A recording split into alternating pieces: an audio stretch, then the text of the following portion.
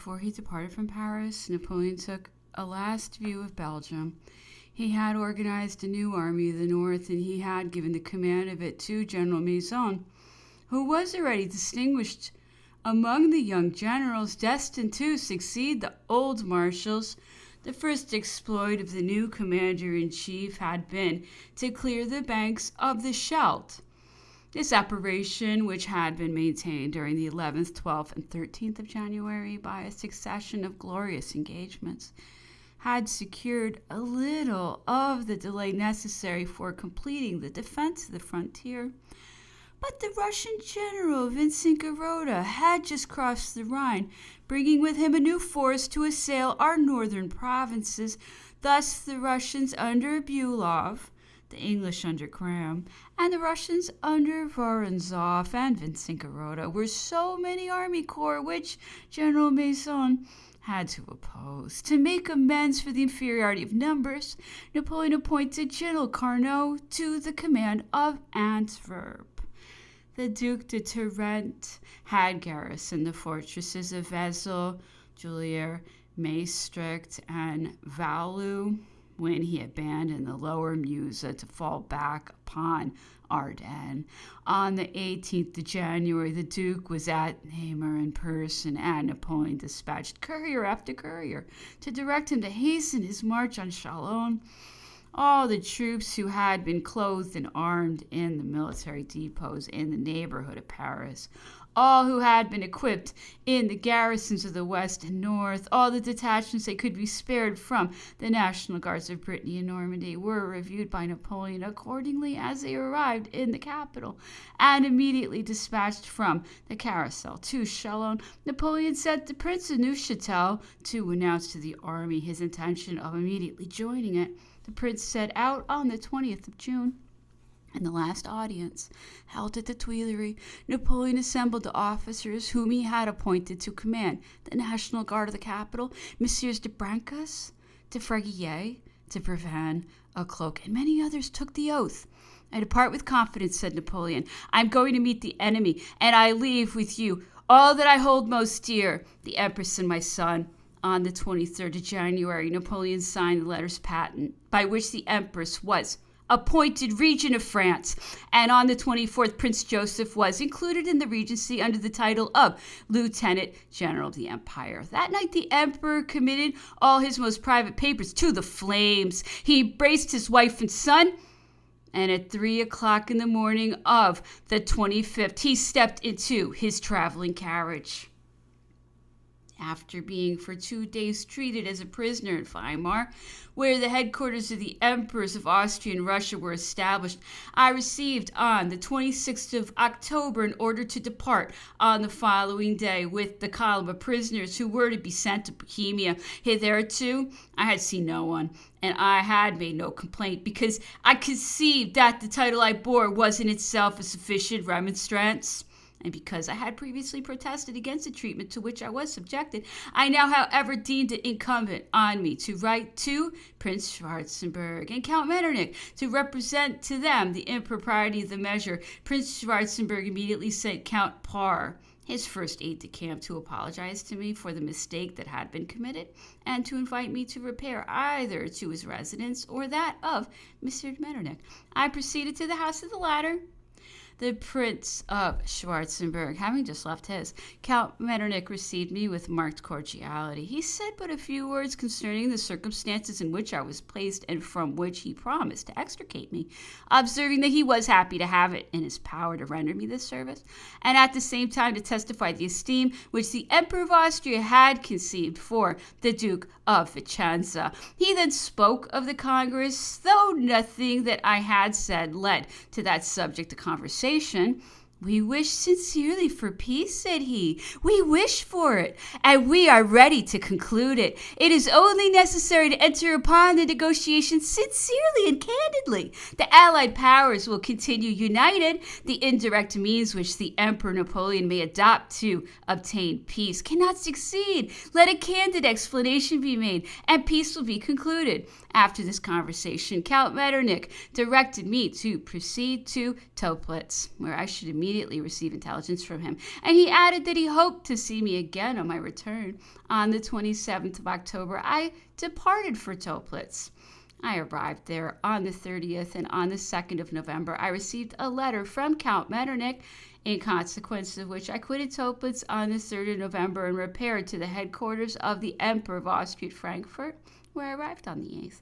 I waited on Monsieur de Metternich that very day. He spoke to me of the progress of the Allied forces, of the revolution that was taking place in Germany, and of the necessity of making peace. He informed me that the Allied powers, long before the Declaration of Austria, had addressed the Emperor Francis by the title of Emperor of Germany, but that he had rejected that insignificant title, and that Germany was thus more his than before, that he wished the Emperor Napoleon should be convinced that the greatest calmness and moderation presided over the councils of the Allies, that they would not dissolve their union because they wished to preserve their activity and power, and that they were the more powerful in being moderate, that no design was entertained against the dynasty of the Emperor Napoleon, that England was more moderate than was supposed, and that there had never been a more favorable moment for treating with her, that if the Emperor Napoleon really wished to conclude a permanent peace,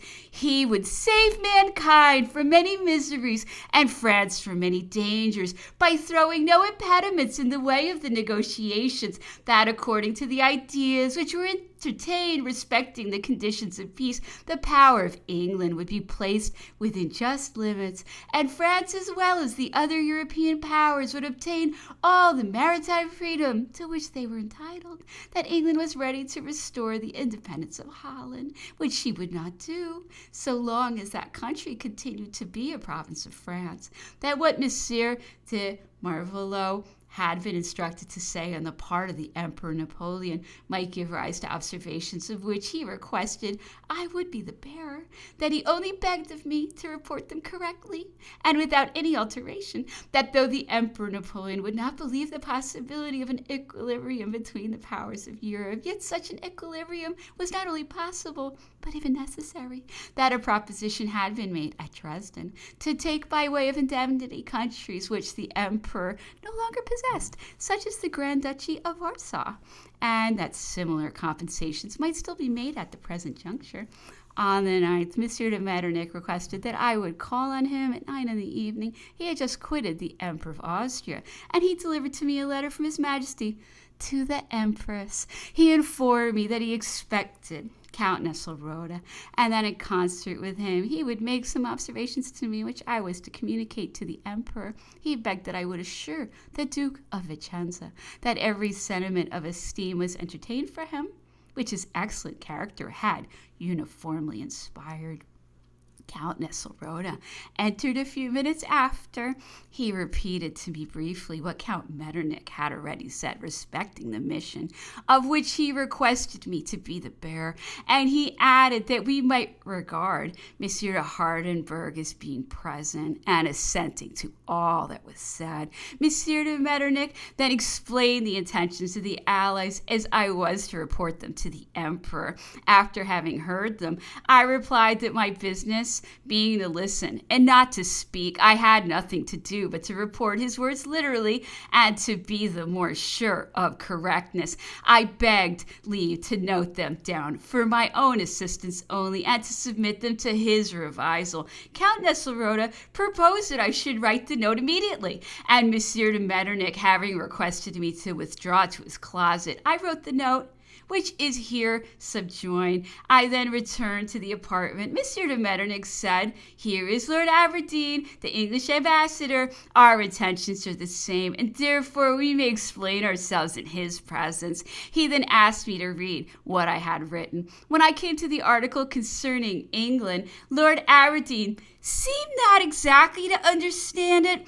I read it a second time, and he then observed that the expressions freedom of trade and rights of navigation were very vague. I replied that I had written what Count Metternich had directed me to say. Monsieur de Metternich observed that these expressions might possibly involve the question in difficulty, and that therefore it would be better to substitute others. He took the pen and wrote that England would make great sacrifices for peace founded on these bases.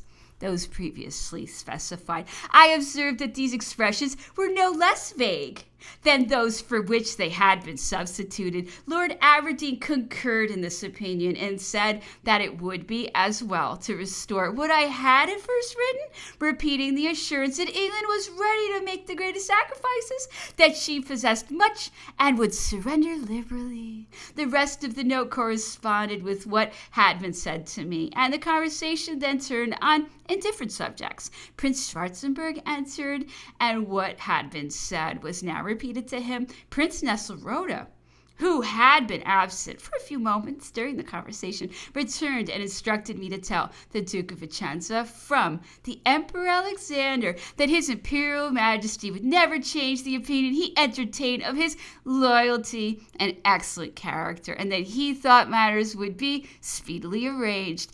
If he were appointed to negotiate, I was to have set out on the following morning, the 10th of November, but Prince Schwarzenberg begged that I would defer my departure until the evening, as he had not had time to write to the Prince of Neuchatel. In the course of the evening, his letter was delivered to me by Count Foyna, one of his aides-de-camp, who escorted me to the French advanced posts.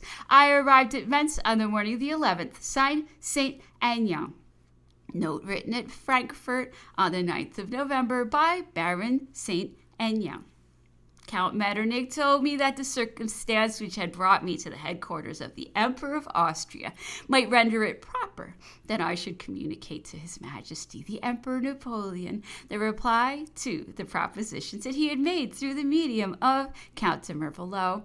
Accordingly, Count Metternich and Count Nesselrode instructed me to report to His Majesty that the Allied sovereigns were bound by indissoluble engagements which constituted their power, and from which they would never depart, that the reciprocal engagements that they had contracted had occasioned them to form the determination of concluding none but a general peace, that at the Congress of Prague the idea of a continental peace might have been entertained because circumstances would not have afforded sufficient time for treating in any other way, but that subsequently the intentions of all the powers, including England, had been made known, and that, therefore, it was useless to think of any armistice or negotiation which should not be founded on a general peace as its first principle, that the Allied sovereigns had come to a unanimous agreement respecting the power and preponderance which France was to preserve in her integrity, and by restricting herself within her natural limits, namely the Rhine, the Alps, and the Pyrenees,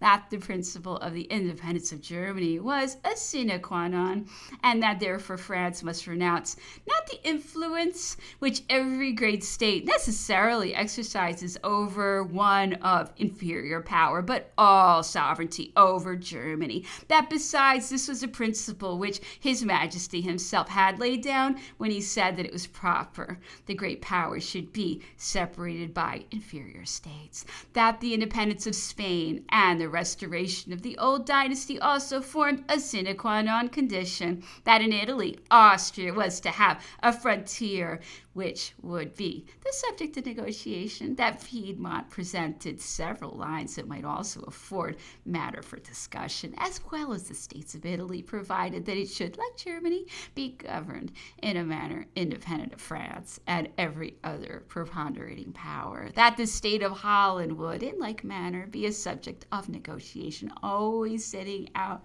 with the principle of its independence, that England was ready to make the greatest sacrifices for peace founded on these bases, and to acknowledge the freedom of trade and navigation which France was entitled to claim, that if these principles of a general peace were accepted by His Majesty, any place that might be deemed convenient on the right bank of the Rhine might be neutralized for the immediate assemblage of the plenipotentiaries of all the belligerent powers, but without the course of the military operations being suspended by the negotiations. Signed, Saint Aignan, Frankfurt, November 9th, 1813.